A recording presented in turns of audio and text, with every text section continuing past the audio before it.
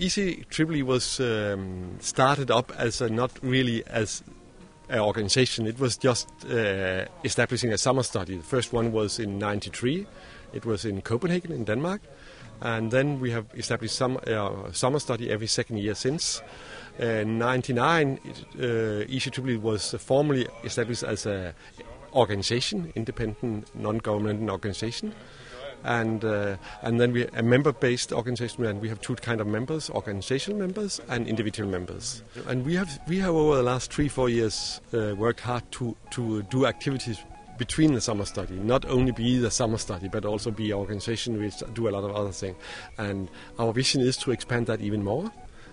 So to really be the main European organization on energy efficiency who are visible in Brussels and visible all over Europe, which have strong views and promote energy efficiency on an evidence-based.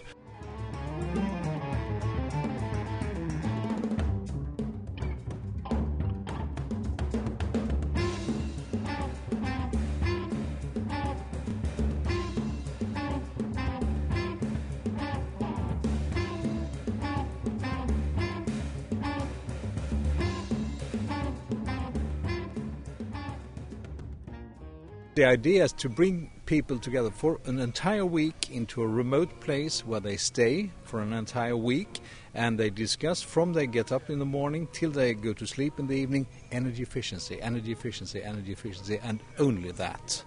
And at the same time they should like it. And we can only say that this was an American concept. We took it to Europe, and it worked as well in Europe as it worked in the United States. Summer study is fantastic. There's 370 people all committed to making energy efficiency happen.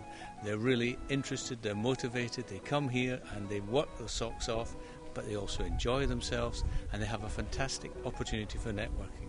And I always think it's great for the young people that come, because these are the people that are going to be the policy makers of tomorrow, and they can find and make friendships which will last them all their lives, and that's great.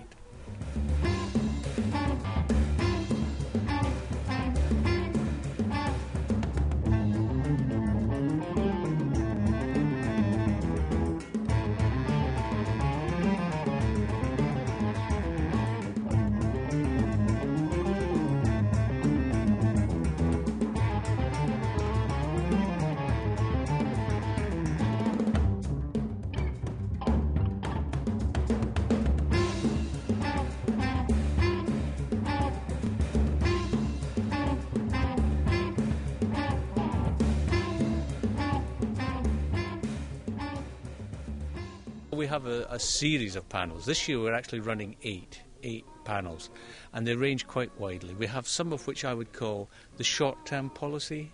How are we going to do energy efficiency policy in the short term? But then we've got what I'd call the real blue skies, long-term thinking. Right, now what's the world going to look like in 2050? How are we going to get there? Really, the imaginative and innovation, that's there.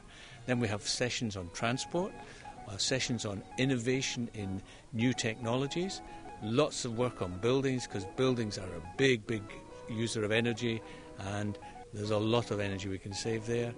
And then I think we also have an industry section, energy efficiency in industry.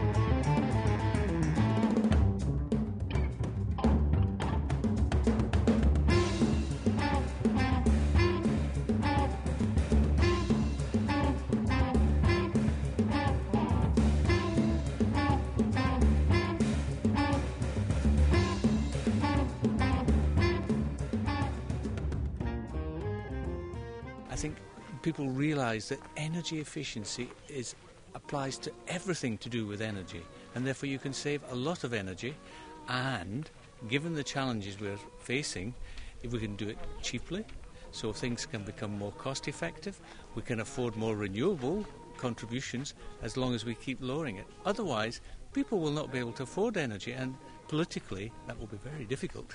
We should reduce our energy use to half by making better use of modern technology, by being more clever in our use of the technology, even the not so modern technology, because that we can easily show that by figures. It is possible that we can reduce our energy use by half.